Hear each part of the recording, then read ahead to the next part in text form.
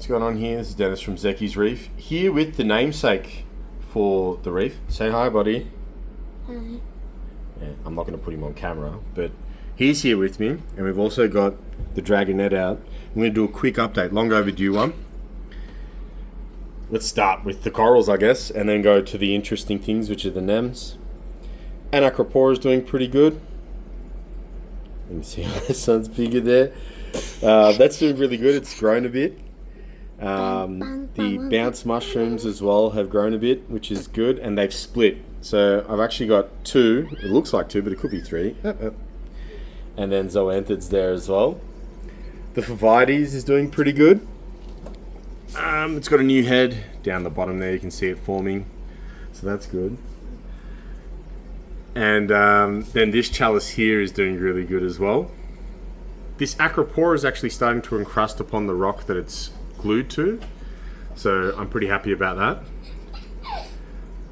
And this Montipora has had a bit of a tough time.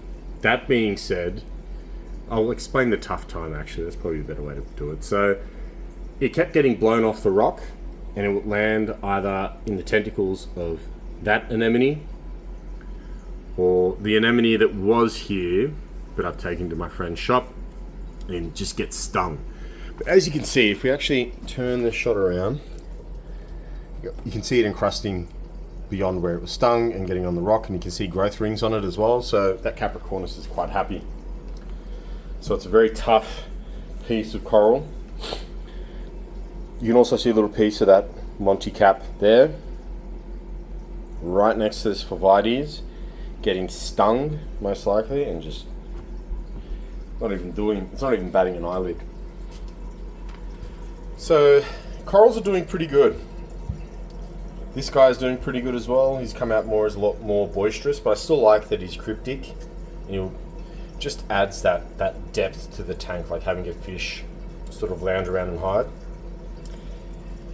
My bubble tip anemone on this side has split. So I have one here, and it's drifted into the rockwork here, which I'm hoping it will extend out into that hole there and just pop out as little tentacles. So it's just a burst of orange, which is okay. I'm happy with it, because this area gets a decent flow, but not too much that these are whacking around wildly, which means it gives me some space to pop some coral there into that real estate, which I might chuck a Wilsonite there. I'll see how I go. And then the anemone on this side has split into two as well, but they've stayed pretty much right next to each other, and they're doing good. The clownfish themselves have taken residence in one of the anemones, so that anemone is hosting those two clownfish. But they don't discriminate, they will sort of waddle into both, so it's pretty cool. You can see my son's finger pop up there as well. What are you doing? Well, don't get in the camera view. He's going to keep you out of camera shot, buddy. Give me 5. Yeah, boy. Give me knuckles. What's the name of the white clownfish? What's the white clownfish's name? Chicken nugget. Not chicken nugget. What'd you call it? Ghost Nemo. And who's this one? The little one. Mino Nemo. And what'd you name this fish?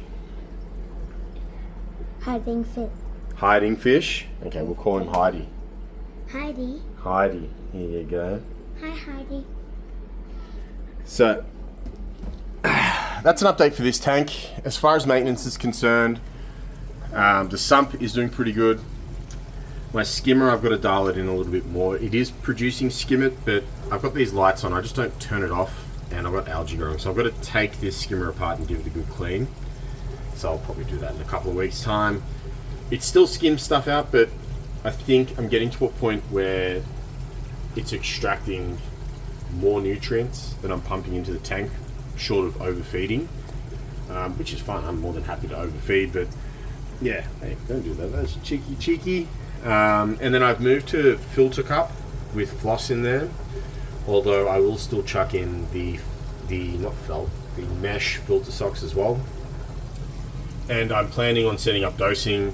We're in the moment of flux at the moment because we might be moving house, and if that's the case, or buying a new house and moving into it, I'll probably I'll probably replace this tank, but even when I move it as the interim measure, I'll likely be setting up a dosing arrangement in a cabinet there. I'd still do it here, but it's just, if we're moving, may as well just hold off a few months and do it there and just stick with water changes here, because I have to use up a good chunk of the water in the barrels here anyways.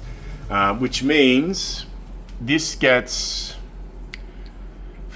it's a fairly unique water change schedule, I guess you can say. Like, it is heavy water changes, so I do a bucket a week on this. There's about 100 litres in this tank with displacement, so it's roughly, if you round up a little bit, 20% water change a week.